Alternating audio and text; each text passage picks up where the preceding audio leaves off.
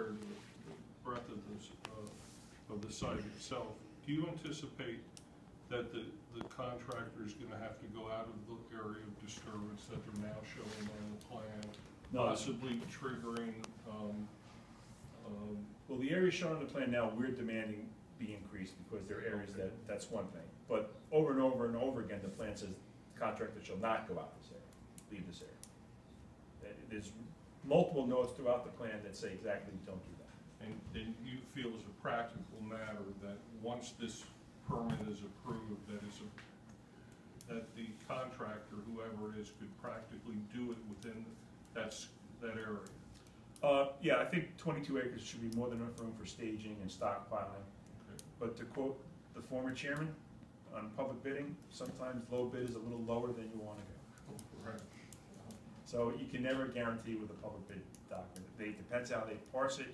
Sometimes you get people with the lowest bid, and you have to fight for everything that was in the contract. Okay. Because of the past history with this site, it would be very possible if they had to go off site and go into land use, they would be denied. I don't know if they'd even be required to apply. Okay. Because the Department of Environmental Protection is running the show, and they're the ones who would issue the denial, and I don't even know. It's all in-house down there. I have no idea. Okay.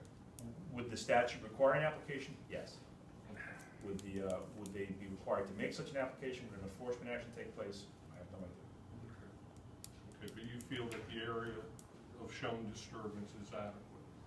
Yeah, it's 22 acres. It's plenty of room to phase things, and there's plenty of room to bring stuff on. They're going to bring on a lot of material, but there's nothing from a staging, stockpiling. Looking at Joe, so there's plenty of room to bring stuff on and stage. I guess the only thing would be, if they were to do some off-site temporary sediment.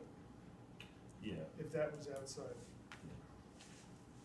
Instead of having it in the cap area. So one of the problems with silt fence, it's our most relied upon conservation measure. It's also, the recent iterations, for the public at large, the recent iterations of the standards have beefed it up. But essentially, it's a plastic filter on, between two small stakes. It's not designed to handle large flows. And in the Highlands area, there's some criteria that probably no silt fence can satisfy, because it has to be near level, 30 feet in front of the fence, according to the manufacturer's specifications. It can't drain more than 150 feet worth of flow going to a silt fence, and the drainage area itself can't be greater than 1 acre. We're putting 5,000, 6,000 linear feet around 18 acres of area, and that's not enough to rely upon. So then what you do is you say, okay, send the muddy water while you're spreading the fill across this, smaller 18-acre hilltop, or construction debris screenings. While you're putting this fill up, and it rains, what are you going to do? You're going to focus the muddy water, settle that out along the run, and then send it to an area where you can use it as a sink, a temporary sediment basin. And even once it gets there, you can account on 50% of it being trapped, the other 50% getting away from it. That's just the engineering standards. I mean, the thing about filters is that the more refined the filter, the bigger the reservoir. If you don't let a lot of water through because you want to hold back a lot of particles, then you're going to hold a lot of water to let. And Mother Nature is the ultimate decider of how much water you're going to get. So if you get a 3-inch rainfall, if you get a 1-inch rainfall, you get a 10-inch rainfall. When Sandy came, we were running around that site 3 days beforehand, because some of the predictions, Sandy was supposed to show up initially on a Friday, or then on a Saturday. It was all over the map, literally. But one of the predictions that came across on the alerts we get is that there was 13 inches of rain coming on Thursday. So luckily it never happened, but I'm on that site on Monday going, stop everything. Mr. Bernardi, fix, do. Break the water up. Don't send it all down to one. Remember I said send it all down to the one location and handle it? Now don't do that. Send it everywhere. Break it up. Don't let the water go to one spot. Those are things. And he was very cooperative. I will say that, Mr. Bernardi. He did what I asked him to do, knowing that there was a big deal coming down the pipe. And luckily for everybody, the rain never showed. you know, I say, give me a temporary center base, and why don't you put it here? You know, the response is gonna be, well, Joe, that's the garbage. That's not the CDS, that's the original garbage. It's just a million ways to object. So we'll have to go through that process over the next month. Board members, do you have any questions of Joe or Joe? I think the way I'd like to handle it is, since we've heard from Joe and his comments, if anyone has a question to ask him about that, and I guess I'm opening it up to the public for discussion or a statement if you like. Just, the township would like to know if there's, based on the type of material, and landfills, in particular the C&D material, that, some of that is gonna be moved around on the site, stockpiled, if, there's the ability to enable the township to, as part of your approval, to come in and sample that material, take samples of that material. No, it's not within our authorities, and as I understand it, I haven't seen it in writing, but in my discussions with the DEP people on the site, is the commissioner has several absolutes up there, and one is you will not dig into that material. But it's gonna be already moved as part of the grading and That's not my understanding. the site prep. That may be, but that's not my, at this sitting, that's not my understanding. My understanding was they're gonna cover the whole site up. There may be some minor issues, but my understanding is that they're not gonna be doing any major work. It's all gonna be fill brought on and covered. That was based on my discussions. Our plans don't get into the quality of the material. I have no authority on that. That's The typically type of the DEP, material yeah, that's it's there. typically the DEP, it's typically the DEP's authority.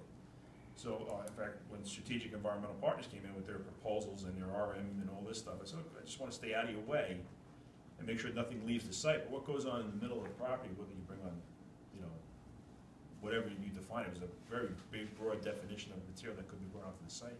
I mean, you go up there and there'd be 5 acres of glass, ground glass on the site.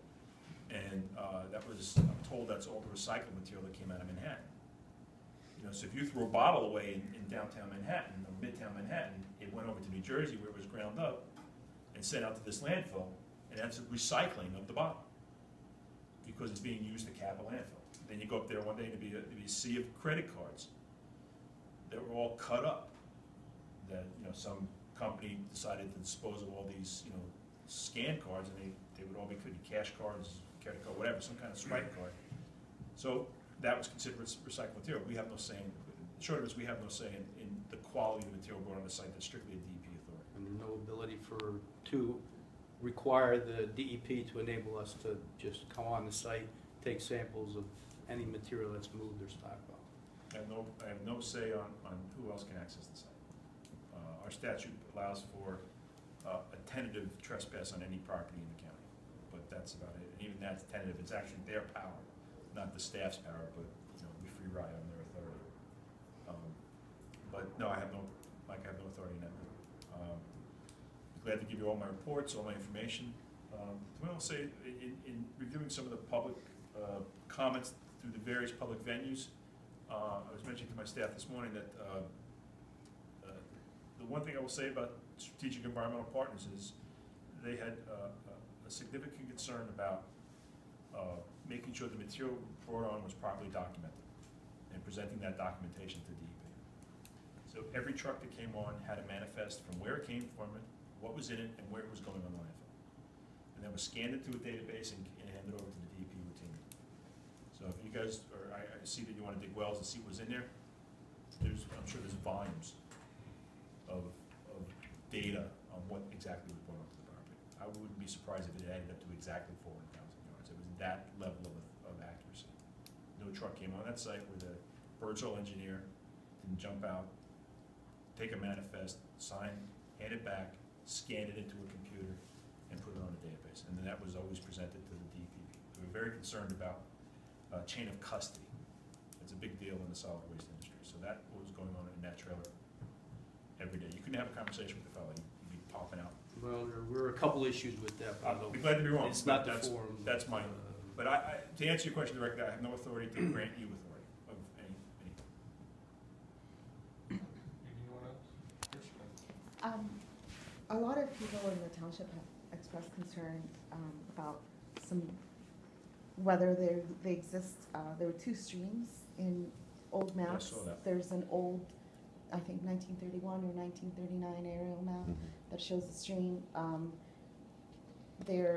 Whether it was moved by the landfill or it's under the landfill, there's a lot of ongoing questions that are very important to people because most, if not, I think all the people who live down mountain, downstream, have well water, and some people's wells are going dry. They've had to dig like something ridiculous, like 150 feet. Instead of a point well at like 20, 25 Which you feet. wouldn't be allowed to do today anyway. I mean, So- you walked into they wanted a 20-foot But- well, Right. you know. But if their existing well goes dry and they have to dig much deeper than anybody has ever had to dig before. Issues about, water, people who live alongside have sulfur smell in their water. When they turn on the tap, they can smell sulfur coming from the water. So a lot of people's concern is where are those streams are those being properly taken into account by the DP? Because when they presented their plan to the town, the engineers who presented their plan made it very clear that they had no idea that there were streams. They didn't see the streams. People have pressed this issue and have basically been told by the DP there's no streams or they don't know what.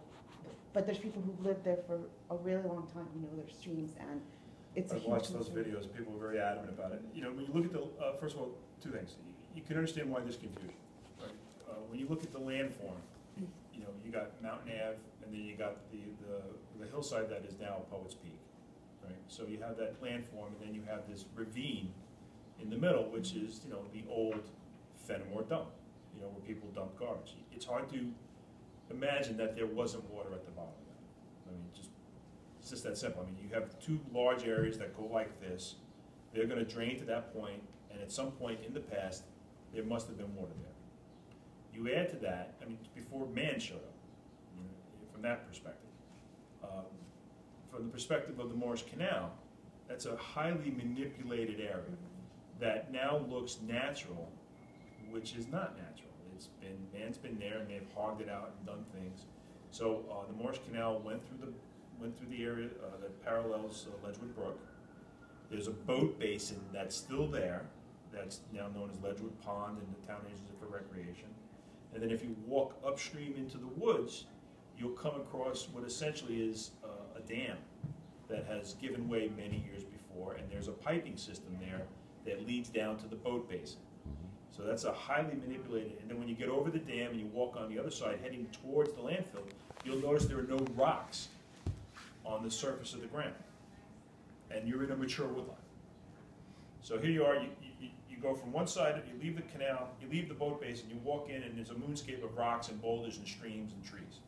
Then you go on the other side of this structure that has a big blowout, erosion through it, and there's a couple of concrete pipes leading, were probably the only outlet before the structure blew out. So it's got to be a quarter-mile long. It's a big, long structure, and it spans and then you get on the other side, and then there's no rocks, which means there's probably an old pond bottom. And someone hogged all the rocks out, used it to build the berm that's now blown out, and then when you get on this side, it's meandering streams everywhere you go. So it's a highly manipulated environment, so you can understand the confusion. As it stands right now, I'm aware of 2 water courses that were brought up at the meeting by the committee. I watched the video, and they are on the perimeter of the existing Fenimore dump. One comes down from behind Poets Peak and runs along and jumps off into that, that area that's below the landfill and above the Ledgewood Pond.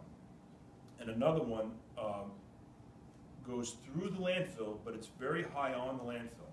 And every time I talk to a DEP official, they mention the highly resource value stream that is going to be removed by the Bernardi SEP application because it called for moving a stream, and I would have to, the DEP officials for land use would refer to a high resource value stream that they were going to lose, and I would simply say, you mean the one that's made of garbage?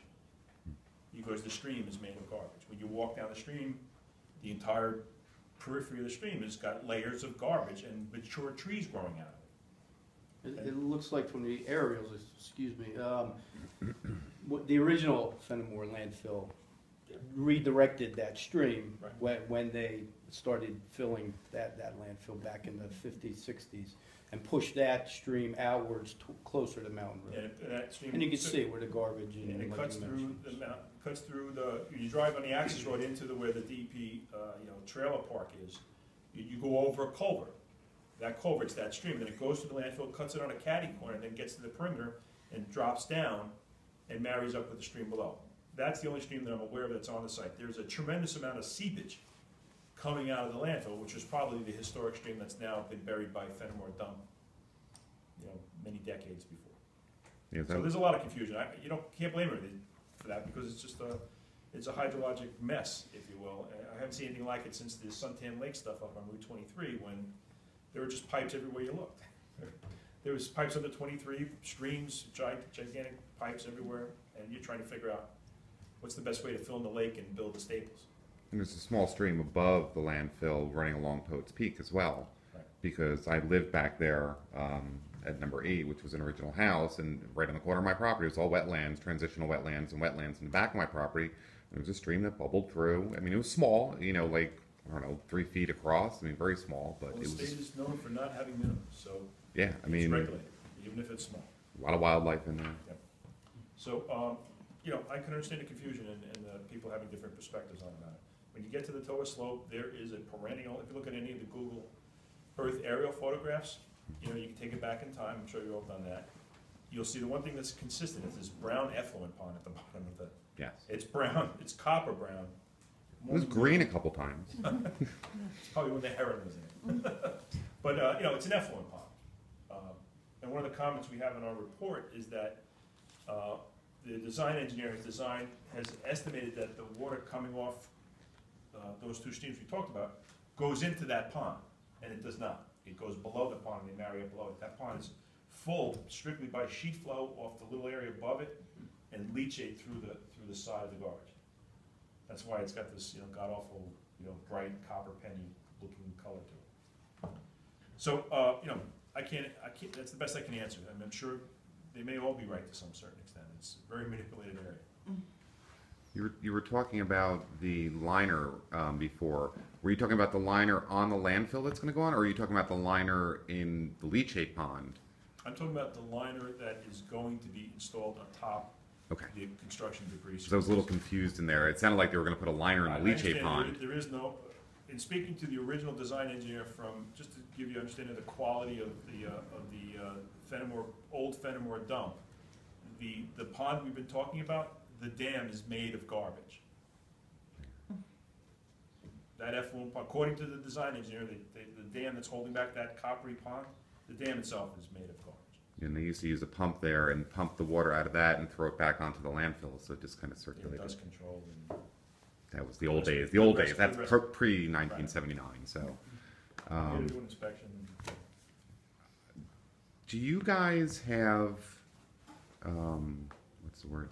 Do you have the authority to be doing anything on the site since the DEP has taken over the landfill from SEP, but SEP still is legally the owner of it?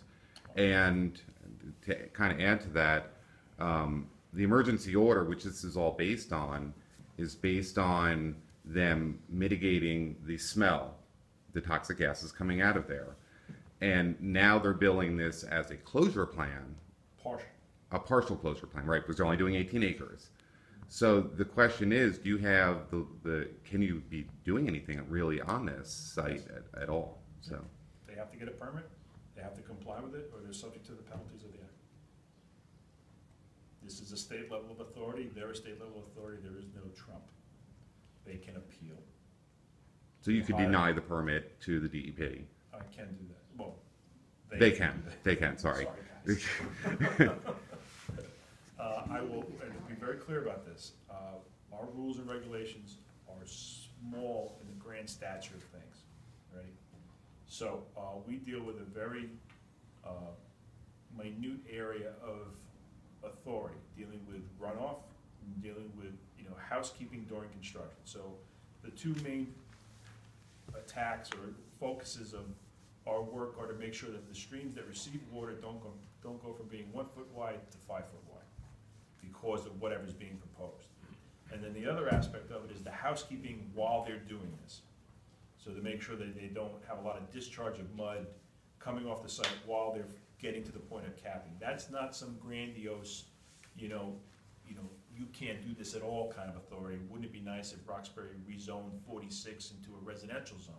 That's not our authority. Right. Roxbury zones it a residential zone, they give it approval, we deal with those minute issues. So the result of that is that we virtually never issue a denial. So you need to know that. We don't do a lot of denials. Most of the denials are based on lack of response. They simply don't get back to us. And then we say, we've asked you, we're issuing a denial. When you're ready, come back. But we don't, on a technical basis, it would be highly unlikely that the board would issue a denial. Because our rules can be met. Yeah, that was kind of my question. Yeah. I was gonna ask if you would This is not the stake through the heart considering of denying it to trucking buy out. us some more time, that's what I was gonna, yeah. But the 30-day clock Yeah. doesn't allow us to do that because if we don't do anything, it's approved. Yeah, so I'm saying deny it and then buy us some more time, they have to appeal then. When the state legislature granted the authority to the board, and all due respect to the board, it's a local group that's here to do good, but by the same token, they didn't want to empower a group of appointed residents that could shut down a highway project, or, they wanted us to have our input and have our say, but at the end of the day, I don't recall we've issued maybe a handful of denials since I've been here, and almost all of them have been administrative, not technical. Right, have I forgotten anything? Right? My question is tangential. Does the DEP actually have authority to ask for this? Because they don't own it, they're actually in litigation with the owner. And the emergency order was a mitigation of the gases that caused odor. It was specific to that and not to either partial or complete closure. So does the DEP presenting this, do they even have authority to ask for this I would say- certification? I would say yes, because they have a state statute that clearly says they're in control of the property, and we don't get into issues of ownership, we get into issues, can you sign the dotted line on the application that says I'm in control of what I'm applying for?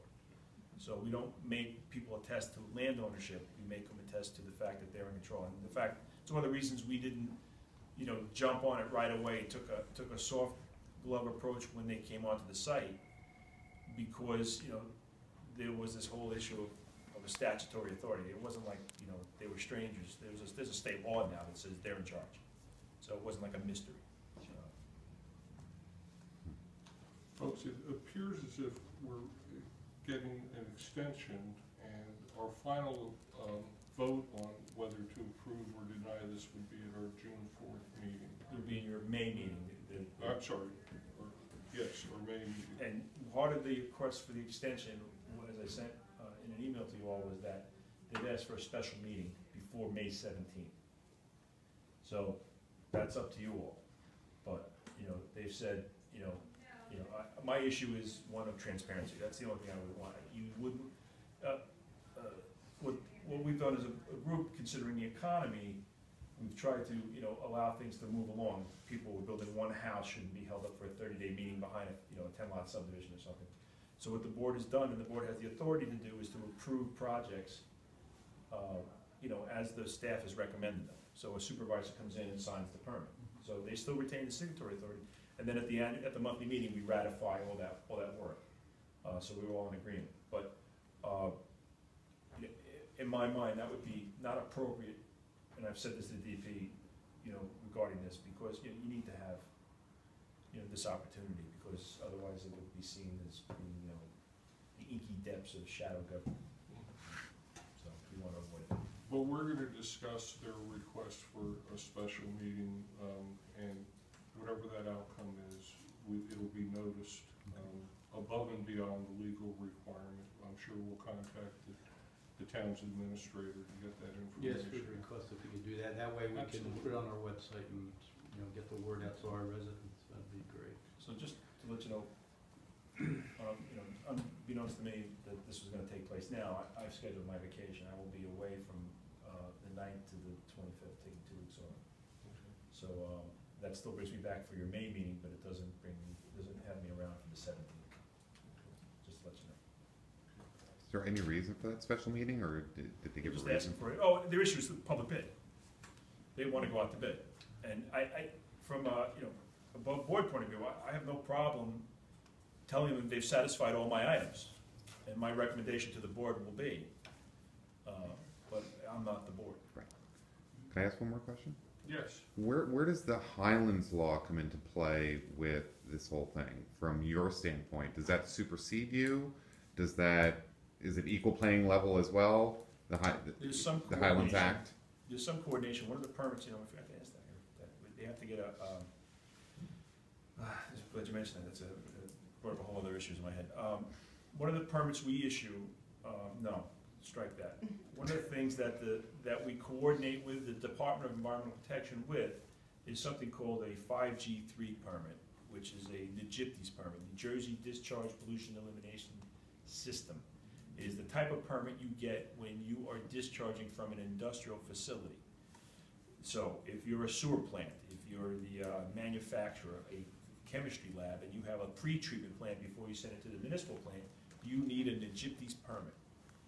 If you're trucking hazardous waste, you need a NJPTES permit. It's an industrial type of permit. All land disturbances that are in the nature of construction are considered for the period of construction and industrial activity, and thereby need that permit. In the state of New Jersey,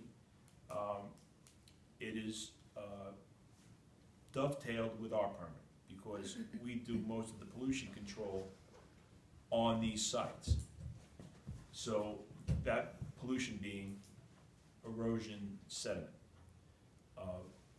What happens is that in that NJPTES permit are other types of pollutants that can occur on a construction site. Hydraulic fluid, litter, knocked over porta potties. We have no authority in that, but it is a smaller source of contaminants that get into water than really what we're talking about, an 18-acre landfill. So the threshold for that requirement, and it's a federal requirement that's managed through the Department of Environmental Protection, is 1 acre of soil disturbance. So they have to get that permit.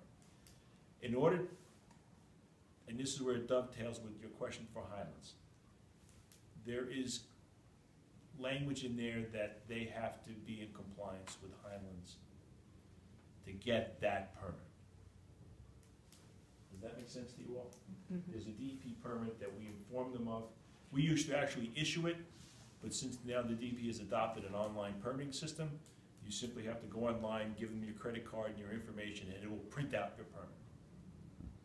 And the permit will have, it's a written document that has all this criteria on it, that thou shalt not put the porta potties next to the stream, thou shalt not have the dumpster next to the wetlands, thou shalt do litter abatement, that kind of stuff. And by the way, you will have yours, and you can't even get that permit until you get our permit, and we give you the code number that you can enter into the program. That'll print up your NJPTES permit. It's designed to be a fast issue permit. They have to have it 30 days in advance of activity. That's a requirement of the statute. It's a federal mandate. I would be very surprised if, I've been wrong before, but I would be surprised if it's not applicable to this site. And I will revise my review letter based on that question to ask them about it. Now that brings them to the issue of Highlands. They can't get that until they're in compliance with the Highlands. That's one of the questions you have to answer when you go through the online process. Right, because there's an impervious coverage issue up there based on the site. It's a Highlands is 3%. very complicated issue, so It's a 3% rule of the entire site, and they're obviously way over 3% in impervious coverage because of but the of cap. course, the real enforcing authority for the Highlands Act is the DEP. As a matter of fact, the data you said came off the trucks, is there any way we can see that data? I would probably get it from the same people who are applying. I don't have it, but the people who required it as part of his We have permit, some of who that. issued So that. yeah, so We that's have where they- public, okay. We have a lot of that stuff of where it actually came from, but that doesn't tell you what's in it. Okay, It it just doesn't tells tell you you what's where it came Okay. from and what type of material. Yeah, So, most of the material was this gray powdery, feet deep of this, yeah, wood I've been on the site. So. wood pulp, almost like a talky kind of, ground up wallboard. Yeah. Yeah. But it was always gray, like a concrete kind of gray, because in it was cinder blocks, foundations that got ground up as well. There's a lot of, some clay that was brought up there that I saw. Yeah, from a soil erosion point of view, I had no issue with it because it didn't stick to my boots, so I can get in my truck cleanly, and it didn't run off because it absorbed water like a big sponge. So I didn't have any runoff issues. It would rain on it and there would be very little runoff. So I didn't have to worry about, then they come up with the concrete slurry they have up there, the posi shell. And they put that up there and now now you have runoff issues. Serious run issues, yeah. In the plan, and I'm sorry to take up any more of your time. A little bit more.